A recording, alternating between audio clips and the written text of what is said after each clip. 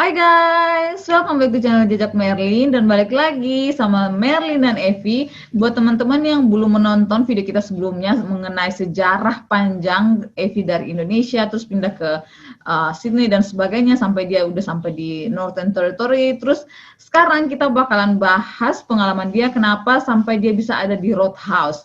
Banyak kan yang suka tanya soal Roadhouse dan sebagainya, plus minusnya apa, cara dapat kerjanya gimana, gajinya gimana. Nah, hari ini kita bakalan bahas lengkap kap-kap sesuai dengan pengalaman Evi. So, welcome to Evi. Halo Evi. Hai, balik lagi sama saya Evi di sini. Asik balik lagi sama kita anak Toraja dan hari ini kita bakalan sharing soal pengalaman kita ya, Evi secara khusus nih.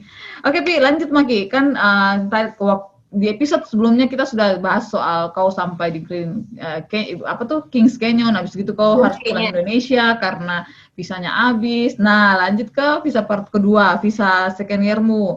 Nah, kan kau waktu itu dari Indonesia pindah ke Perth ya, karena kau bilang kau memilih. BTW yang di video sebelumnya kau sempat mention kalau kau memilih antara kalau tidak FIFO minimum lah Roadhouse. Kenapa kok bisa bilang kalau tidak FIFO minimum Roadhouse? Kalau orang kan tahu kalau FIFO gajinya besar. Nah, Roadhouse ini bagaimana sih? Kok bisa kok menaruh Roadhouse ini di di listmu? Saya tuh maunya upgrade pengalamanku. Jadi di Roadhouse itu kamu bisa kayak resepsionis di situ, kerjain waitress, kerjain housekeeping, jadi semuanya kamu kerjain. Nah, itu sebenarnya sih alasanku mau upgrade pengalaman sih sebenarnya. Rate-nya juga orang-orang kayak dengar-dengar orang-orang kerja di Roadhouse itu kayak bisa saving gitu, saving lebih banyak lah. Asik. Kayak begitu. Iyalah, bagaimana kok tidak saving banyak, orang kok di Outback lagi nggak ada tempat menghabiskan duit, terus jamnya panjang kok. Anyway, sebelum kita lanjut ke yang masalah itu, bahas dulu dari awal gimana ceritanya kok bisa dapat kerjaan ini. Kan biasanya kerjaan di Roadhouse ini agak susah untuk dapat toh, karena secara all-rounder itu butuh pengalaman. Nah, bagaimana kok bisa dapat kerjaan ini? Sebenarnya sih based on experience ya. Kan sudah ada pengalamanku yang pertama kali di Kings Canyon itu jadi kitchen steward. 3 bulan di Kings Canyon itu coba housekeeping, terus housekeeping sebulan, habis gitu coba lagi 1 bulan food and beverage. Dari pengalaman itu, mantan bos ini tertarik sama pengalaman aku yang di Kings Canyon, begitu. Jadi waktu di Kings Canyon memang betul-betul berharga ya, meski dikata di Outback kok, tapi banyak pengalaman. Nah, seperti itu guys, biasanya kalau kalian di Outback, kesempatan untuk melakukan berbagai pekerjaan dan kesempatan yang lain itu biasanya banyak di kalau dari ini, karena kan nggak terlalu banyak orang, jadi ya kesempatanmu banyak gitu loh kalau lagi beruntung. Tapi terus waktu itu berarti kok apply lewat apa? Lewat Gumtree atau?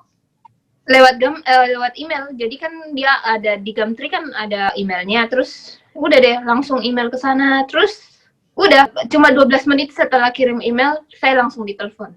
Wah, jadi rezeki. Iya, puji Tuhan kayaknya ya, emang rezeki. Iya. Terus pas kok ke sana ada orang yang kau kenal atau bagaimana?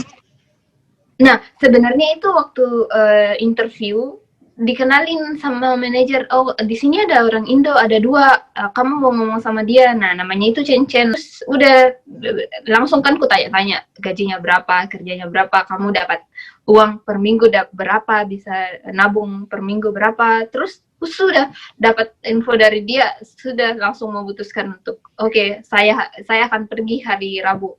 Langsung kan waktu itu kan langsung ditanya sama mantan manajernya, bilang gini, jadi kapan kamu mau memutuskan mau ke sini? Langsung dong saya bilang begini, Rabu. Itu hari Sabtu loh saya ditelepon. Oke, Bi. Nah, setelah dapat kok di sana, ceritakan dong job deskmu yang di sana, kerjaannya betul-betul susah atau bagaimana dan tantangannya seperti apa?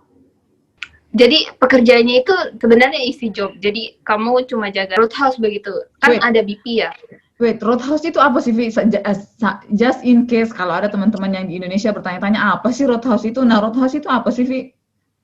Nah, sepengetahuan saya ya, Roadhouse itu kayak hotel yang ada di Outback, yang tempatnya orang singgah, beli bensin, istirahat. Jadi kalau misalnya dari Toraja kan ada Pertamina tuh. Nah, sebenarnya itu mirip, nggak mirip sih. Pertamina itu nggak punya hotel, motel, dan nggak punya tempat belanja kan. Nah, Roadhouse ini, kalau misalnya jalan kok dari Toraja ke Makassar, terus ada kayak semacam penginapan, dia ada Pertaminanya, ada bisa kau belanja, ada restorannya, bisa kau makan, ada tempat jual birnya, jadi ada semua di situ. Itu namanya Roadhouse. Iya, jadi Roadhouse itu kayak rumah singgah di antara perjalanan yang jauh. Kalau orang-orang di luar negeri kan suka ada road trip gitu kan. Nah, dari satu village ke village yang lain tuh jauh kan biasanya jaraknya. Jadi di tengah-tengah itu ada Roadhouse. Seperti itu ya, Pi ya. Nah, ceritakan Miki, apa saja yang kau kerjakan di sana dan pengalaman seperti apa yang kau dapat dan tantangannya seperti apa? Pengalamannya itu jadi setiap hari itu kayak kan kayak jaga pom bensin begitu kan. Sebenarnya jaga restoran, jaga toko, jaga pom bensin, jaga bar. Jadi tiap hari itu dari shiftnya itu dari pagi biasanya shift pagi itu jam 6 sampai jam 2. Tapi kadang bisa di split dari jam 6 sampai jam 11, terus masuk lagi nanti jam 4 sampai jam 9. Jam 9 tutup. Nah, kerjanya itu kalau pagi itu kan biasanya layanin orang yang beli bensin, beli breakfast sama lunch, terus kasih ke mereka, jadi kayak serving customer kayak gitu juga. Oh iya, tambah satu lagi kayak terima telepon juga sih, terima telepon kayak ada yang mau booking motel, kan biasanya ada traveler yang lagi perjalanan dari Adelaide, mau sampai kira-kira nanti mau nginep di Kaiguna begitu kan. Terus telepon, terus booking room, jadi kayak terima telepon begitu. Terus kalau shift sore itu ya terima kayak ada tamu kan, jadi jam 2 itu kan udah mulai check in. Nah, kayak iya terima mereka check in. Itu tambahannya. Terus kalau dinner kadang agak ramai, kadang terus menunya kan beda ya. Jadi kalau menu breakfast itu lebih simple, tapi kalau dinner itu lebih agak susah, terus ada customer yang kadang minta aneh-aneh begitu. Belum lagi kalau misalnya kan itu semua Aussie semua yang datang, terus dengan bahasanya mereka bisa kau pahami kan? Ya, nah itu sebenarnya tantangannya sih. Jadi kadang customer bilang apa, kita bilangnya apa, kita nggak ngerti begitu. Tapi enak sih kalau di Roadhouse-ku yang kayak guna itu, karena dia manajernya itu ada di ruangan, jadi pas kita nggak ngerti orang customer yang ngomong apa, manajer bakal langsung keluar bantuin. Dia akan berdiri di belakang kita, jadi tidak terlihat seperti orang bodoh kalau misalnya di situ. Itu enaknya di sana. Terus ya emang tantangannya ya itu kalau ada yang ada yang ngomong terus nggak ngerti sama aksennya mereka yang aku bilang British. Selama slang-slangnya mereka lah kayak begitu. Tapi selama kerja di Outback sebenarnya kayak improve banget sih, slang-slang kayak gitu, ngerti gitu dikit-dikit sih. Sampai begitu. Sekarang guys, kalau dia mau ngomong sama saya sudah harus English. Kayak mau pakai enggak. Oke, seperti itu ya pengalamannya. Jadi betul-betul kaya sama pengalaman. Kalau kalian mau cari pengalaman yang berbagai macam pengalaman, bukan hanya misalnya kitchen hand doang, kalian bisa coba Roadhouse. Karena Roadhouse seperti yang Evi sudah bilang tadi, dia mengerjakan banyak hal. Dan itu pengalaman yang bagus untuk kalau misalnya kalian mau jumping ke tempat lain, karena kalian punya banyak pengalaman. Yeah. Nah, terus Vi, gaji, bocorin dong gajimu berapa sih kok Roadhouse ini kok bilang bagus rate-nya. Ceritain dong. Yes, jadi gajinya itu kalau yang di Roadhouse-ku sih kata orang belum terlalu besar loh. Tapi menurut saya udah lumayan karena gajinya sebenarnya cuma emang dikit sih, 20.82 kalau normal hour ya. Tapi kalau kayak udah malam begitu kan ada penalty rate lagi. Sabtu Minggu beda lagi rate-nya. Jadi savingku itu bisa 1.000 per week kalau kerja di Roadhouse. Itu sudah dikurangi sama makan dan akomodasi cuma $90. Wow. Bayangin. Jadi kalau misalnya sudah kerja 50 jam per week, itu udah bisa saving lebih dari 1.000.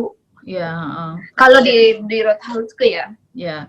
Jadi memang lumayan. Memangnya biasanya normalnya yang kamu dengar-dengar dari orang kalau misalnya yang tinggi itu berapa sih, Pi? Ada lagi 24 loh. Sebenarnya Oh. 24 poin berapa begitu. Itu Soalnya kalau full time ya, itu hitunganmu itu kan berarti kok permanen atau full time? saya full time. Ya, Kalau part time itu yang di atas kan, yang 26 atau ada yang 26, ada yang 29. ya. Berarti ya kalau memang rata-rata sih memang kalau full time sekitar 20-an 20 atau 21 Iya, juga ya. jadi kena.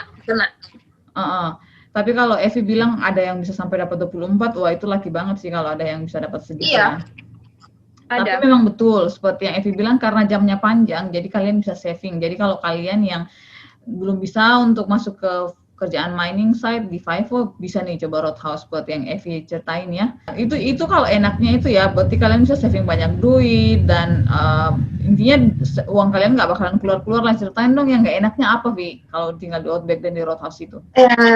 Yang nggak enaknya ya, kadang saya ketemu orang sini, enggak, aku bilang lah orang sini yang agak semena-mena begitu. Mayer kok. Ya. Yang jadi maksudnya Evi ini orang asli sana yang. Ya, orang asli sini. Jadi dia tuh kayak rasis lah begitu. Jadi kayak misalnya waktu itu kan lagi check in mereka 4 orang.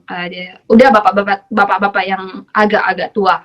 Nah, terus lagi check in kan, terus sudah aku jelaskan semuanya. Terus tiba-tiba dia bilang gini dong, pakai maskermu, kamu kan dari Asia begitu kan, kamu kan Asia, pakai dong, harusnya kamu pakai maskermu. Lah, gue langsung naik darah dong. terus gue cerita sama bos gue langsung bilang gini, udah bilangin dia yang tamu di sini, dia yang harusnya pakai masker begitu. Jadi ceritanya pengalaman burukmu ini pas sudah mulai ada corona ya, jadi agak rasis ya orang-orang ya. Ya, orang-orang sudah mulai rasis.